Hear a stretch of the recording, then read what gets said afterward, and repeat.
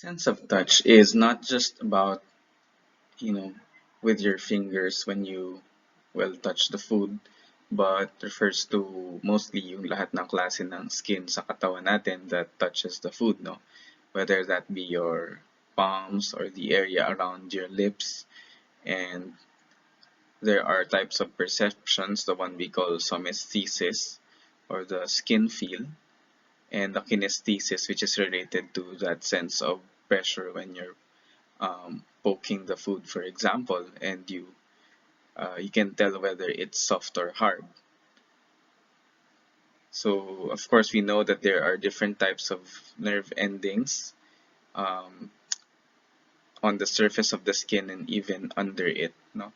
So lahat ng ito na pati yung mga buhok-buhok sa balat ninyo, they provide a certain sensation related to the food we eat. So maybe it's good now to stop for a while and think about the many different ways um, you can sense your food through touch, no? Yung mga powdery textures or the like, or the bumpiness dun sa balat ng chicharon. Oh, this is making me hungry. Okay? And yun nga, mga softness and hardness of different things. And sometimes even yung mga, well, look at the trigeminal nerve sensations in a while, no? So the surface nerve endings, these can feel both the pressure, heat, cold, and maybe that itching or tickling sensation. So this applies not just to the outer surface but also the inner surface hanggang sa lalamunan natin, di ba? Nangangating lalamunan. And some of these sensations are even related to um, pain receptors. So lahat yan yung temperature and sometimes even yung anghang nung kinakain mo, no? These also include your muscles and tendons. So basta kinakain mo siya at nararamdaman mo whether sa labas or loob ng katawan mo, pasok yun dito. Okay, so this is something you'll discuss as well in food physics, which should have been taken last time, but it was now moved to the mid-year. But it's good na rin to have an idea both from an instrumental point of view and a physical point of view. So when we look at kinesthetic perceptions, these are the results of moving muscles, whether that be your hands or jaw or tongue. So nandyan yung mga parang physical forces natin like strain, compression, no, kapag iniipit mo, shear resulting from sort of twisting motion or rotary motion, and rupturing, well, in this case probably ng food and not your muscles, no? Okay, so this happens during mastication and during the handling of food, no? Like when you squeeze a marshmallow, you're applying compression and the marshmallow reacts to your compressive force in a certain way, and other materials would react to the same compressive force in different way. May magka-crumble, may magko-compress and deform forever, may magde-deform tapos babalik sa dating shape, and so on. And even when you masticate things, no, when you've tried eating sticky stuff, peanut butter, glutinous rice cakes, for example, iba-iba yung nararamdaman ng bunganga mo, and that is part of sensory evaluation as a texture and or mouth feel. So in particular, the lips, the tongue, the face, and the hands are more sensitive relative to other areas in your body, no? So that you can detect these small force differences or particle size difference and or thermal chemical properties during your hand and oral manipulation. Although of course I think yung anghang ng pagkain hindi mo naman mararamdaman yung pag hinawakan mo yung sili, pero pag dumampi sa labi mo or sa loob ng bunganga mo, mararamdaman mo na. And these things, they may improve or negatively affect yung ating eating sensation, no? Like, may hinahanap ka minsan na certain roughness to the touch ng texture for a certain food maybe. Kapag siguro yung iba't ibang klase halimbawa ng corn chips, may iba-iba silang lutong, and the surface hand feel and how it feels on your tongue really affects how happy you are about the consumption of that food to a certain extent, no, na kahit okay yung lasa niya, parang may kulang pag may mali dun sa texture mo. Okay, so when we talk about texture, it does not just involve touch, whether with the hands or with other parts of our body, but also what we see and what we hear, no? As again, my favorite yan na pag umungaya ka ng chicharon. Visually, makikita mo yung surface unevenness niya. You have an idea kung malutong siya o hindi based on what you see, di ba? Kahit picture lang yan. And then, kapag ginaya mo na, yun, yung crunch or crispness ng isang bagay ay depende dun sa sound na naririnig mo. Even if you're hearing it through bone conduction kasi nasa loob ng bibig mo, di ba? Iba yung sound kapag ginaya mo may isang bagay na narinig mo and ginaya ng ibang tao and malapit ka sa taong yon. But you can more or less say na, uy, parang ang lutong niyang kinakain mo. That's why ang hirap kumain ng chicharon ng patago, di ba? Ganon. Okay. Also, texture is a combination of these physical properties nga. So, um, when you assess the texture of something, and even if you want to compare it to, let's say, instrumental texture analysis, magandang i-correlate mo both yung sa touch, yung sa bite, what you see on the outside surface, and even what you hear, no, while consuming it, or maybe if you crush something in your hands, no, yung isang pagkain tapos may sound siya. So that also is part of texture evaluation. So in terms of yung mga physical, chemical properties niya, again, the reaction to stress between a marshmallow and, let's say, isang piraso ng chocolate and chips or something a bit more pliable like sapin-sapin, no? Those are all part of texture, no? The reaction to stress, or maybe the viscosity for liquids, okay, and the reaction to shear if it's a non-Newtonian liquid.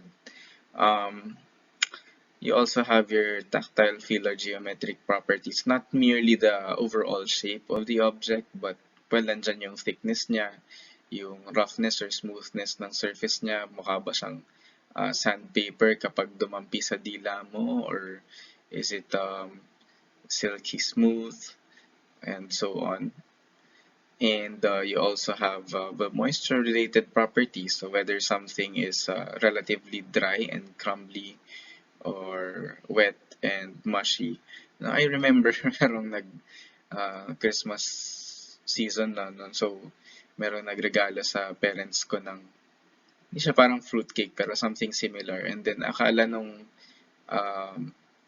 sister-in-law ko, panis na siya kasi sobrang basa. And apparently, it was that type of cake na dinedrench sa alcohol. I don't know if it's rum or whiskey or what. And apparently, it had been drenched too much na naging soggy na siya. Okay, literal na. So, akala niya panis. Hindi naman, medyo hindi lang siya nakaka-entice kain kasi basang-basa na yung cake. It's no longer just moist. It's an abomination, so to speak, no?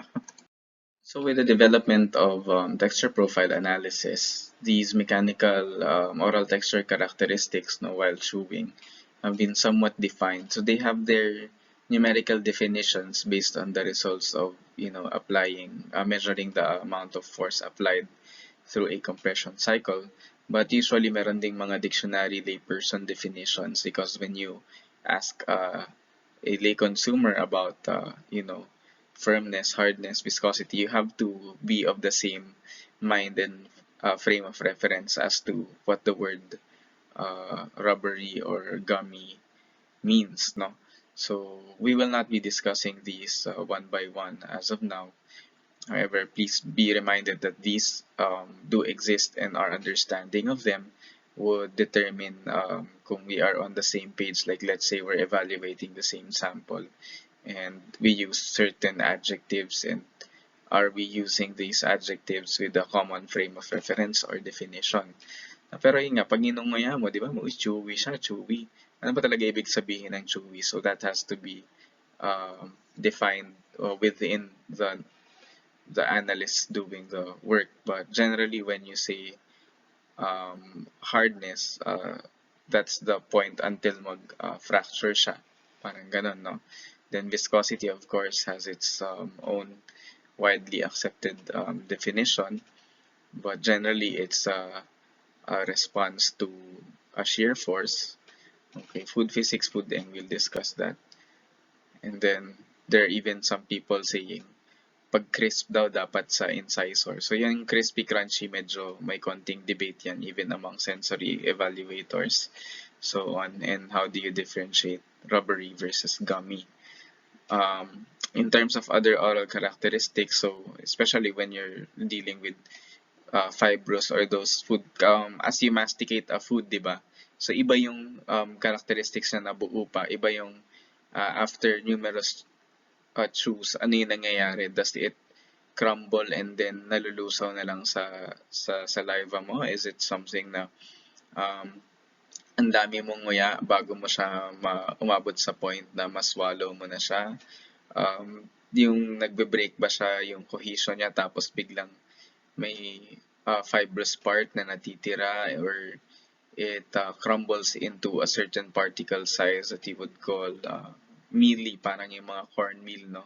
Or oatmeal, yung ganong klaseng texture, medyo na particle size, okay?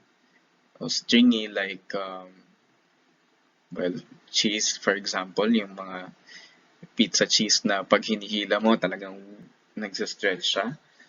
Or chalky, mostly unpleasant, powdery texture that you would describe kapag ano bang Tagalog nun? Maaligasgas. Okay, yung mouthfeel niya parang yung powder na ayaw matunaw at nakakasamid, like well, mga champion dyan ng pulburon eating contest, you know what I mean, no? And then of course, those related to either fat or moisture. Is it just moist? Is it wet? Is it juicy, oily, or greasy? Diba? Kaya nga, imagine a tender, oily hot dog, tender, greasy hot dog, tender, moist, or tender, wet hot dog. Each of those terms would definitely change your perception of the product. And of course, ano tayo, mostly tayo sa team juicy, which is actually a combination of, well, may moisture siya na component, water na may konting lasa, and then kaunting oil na medyo not as viscous, no? Kasi kapag greasy, ibang level na yun, eh. Kadiri na yung level na, di ba? Lalo na pag low temperature greasy. I remember there was this leadership camp I went to once, and well, ang hinanda nila for dinner was bulalo, and na-late kami because of an activity. So, sinerve na yung food waiting for us. And it was a cold night, so the the grease of the bulalo stuck to the spoons, and there was no way to reheat massive amounts of foods that were already in bowls, lalo na walang microwave, and it was an unpleasant experience mostly. Yeah. Okay lang yung bulalo pag mainit. Yep. For skin feel characteristics, well, sometimes you can feel this through the utensils as well, no? You have like your mechanical easiness of thickness or easiness to spread, slipperiness, denseness. Ang lako tuloy, if you're at home right now, kindly check your refrigerators if you have those commercially available rectangular blocks of cheese, and read kung ano yung definition ng produktong yon. You'd be surprised to find out they're classified as processed cheese spread. Yep. That's why sobrang lambot nila actually pag kumuha ka ng kutsilyo at pinahid mo sa matigas-tigas na tinapay, medyo papahid sila. And yet you expect them to be this rigid squares. Pero pag ini-slice mo, hindi na nila makip yung form nila. That's because they have a lot of water. Check the moisture content by looking at the nutrition label and calculating its percentage by mass, now based on the difference between the weight of total weight and the weight of the protein, fat, and carbohydrates. Okay, where were we? Ayun, side talk lang. Um, Di ba? Yung density ng isang bagay. So, whether it's a fluffy bread o yung chicharong hangin na pag naapakan mo, nagko-compress yung volume into 5% of its original one. Okay? Puro ko chicharon. Masaya kasi ang chicharon from a texture sensory perspective, no? Saya niyang aralin. Other geometrical skin feel characteristics, the surface, no? Pag ginawa kami yung surface ng toast bread, at least for me, napaka-satisfying ng feeling na yon, no? Okay, or for liquids, foamy, flaky pastry crust, o yung pandesal na lang na nakakairitang pag hinawakan mo yung kamay mo, good luck na lang lalo na kung basa, di ba? And then there's that gloss from either fat or moisture or maybe even a combination like sugar glazes.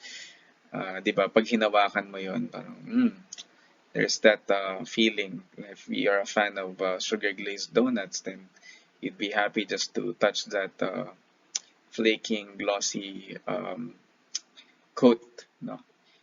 Nakaka-satisfy siyang hawakan, hindi lang basta pagkainin. And of course, nafe-feel mo rin yun sa tip ng tongue mo as the sugar melts in your mouth. Oh, I should stop talking about unhealthy food. Well, pero yung kasi nagpapasarap sa unhealthy food, pati yung texture nila, it's not like, pechay na talagang mapapagod yung bunganga mo sa kakanguya tapos mag-choke ka pa kapag bumabara. I don't mean to demean pechay. Kumakain po ako nun as part of a healthy diet. But it's just not as enjoyable as the other sinfully delicious foods, if you know what I mean. As I was saying, generally, meron talagang mga textures na positive yung dating sa atin and meron namang negative. No? Yung malutong, crispy and crunchy, sa English magkaiba yun, pero sa Tagalog pareha silang malutong. Tenderness maybe so crisp and crunch are mostly for snacks, maybe certain fried viands. Tenderness, of course, mainly for steaks, meats, and the opposite of toughness, di ba? Litid, saka yung steak na matatanggal yung pustiso mo kung nakapustiso ka na. Juiciness, as I said, well, it's a combination of moisture, oil, and the flavor locked in those juices. Diba yun yung ginagamit ng mga marketing persons. And a certain level of firmness like yung tokwa, pag bumibili ako sa magtataho, nakakabuisit yung firmness na hindi mo man lang siya maprito kasi nababasag siya. Diba? Unless you want to make a soft soup with silken tofu, in which case ayaw mo ng tough na tofu. Okay? Those are generally positive. On the other hand, in almost all cases, toughness is something that we don't like. Makunat, soggy. As I mentioned, yung parang mock fruitcake-esque thing that my parents received last Christmas. Crumbliness, for the most part, like, alam mo yung chocolate na pagbukas mo palang wasak na. Diba? The formation of lumps which indicate na medyo hindi even yung mixing or hindi homogeneous yung substance. Wateriness may be as a result of expelling water out, syneresis for carbohydrate products maybe. Or yung hindi naman siya dapat matubig pero matubig siya. Sliminess, unless you're eating something like gelatin, it's usually indicative of a certain spoilage, no? Yung toge na ilang araw nang nasa ref tapos nag-form na siya ng jelly-like slime and you're not supposed to eat it anymore because toge has a very high aerobic plate count off the bat and thermal treatment of it would only extend its shelf life by a day or two. Okay, so these are generally disliked